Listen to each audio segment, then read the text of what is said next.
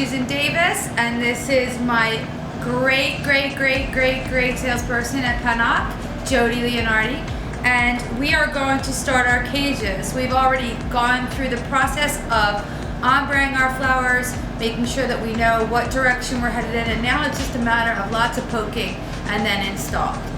So I use Oasis. If you don't use Oasis, you can take these same cages without the Oasis in them. You can roll chicken wire up, put it inside the cage, and then take another piece of chicken wire around the exterior of the cage, and you can work the same way we're working here. So I'm gonna go here. Ready, Jody? You need a cage.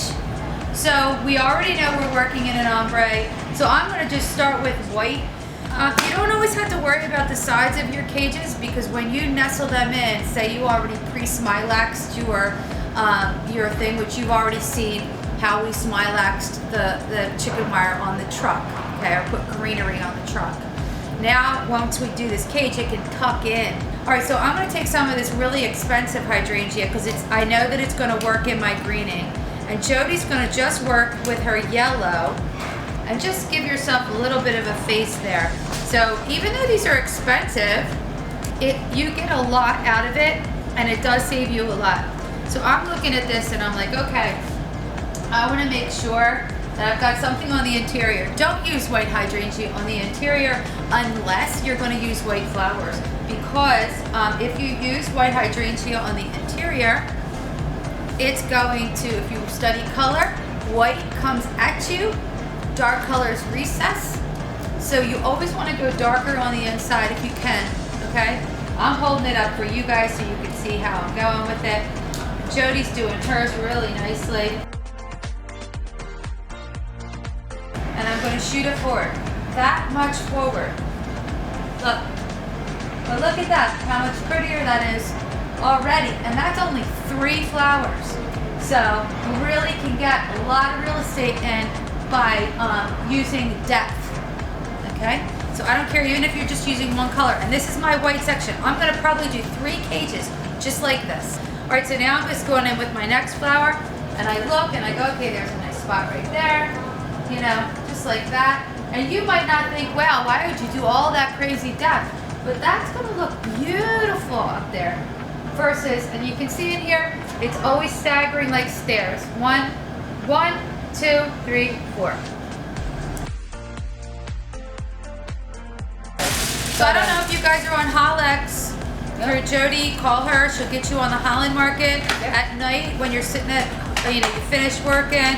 You can grab yourself a snack and start really designing ordering your flowers. You see how I did this? I turned it, and now I'm going to always lean it because I want to see the face of my flower. Now I'm up in the top of my cage now, and I'm starting to build up. Okay? So in the same way that I came forward here, now I'm starting to build up. Okay, it's starting to come together, starting to fill the space. So Jody so show them right now what you already did. So now Jody's gonna start working her way up. 1 here, maybe 1 here. And this is just gonna be a section of this that's got a lot of texture, you know? We're gonna have strong focal areas, and then we're gonna have what I call pathways. So in all of artwork, there are focal areas, and then there's paths to get to the next. Imagine a park. You have a bench where you sit down, then you have a path to the next bench where you sit.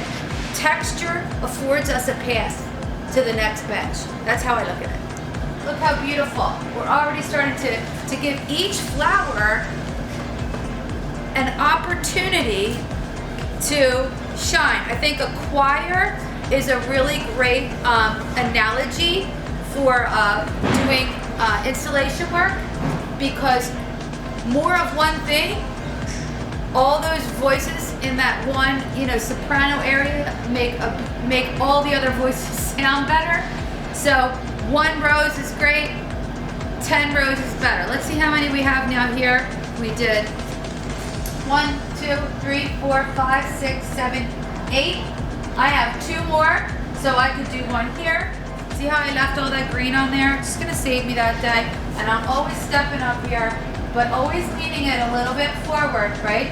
If you were to look in here and see the direction I'm going, I'm always going at a little bit of an angle. We're just gonna do the same thing with all these flowers in these cages, and then we're gonna go hang them up on site.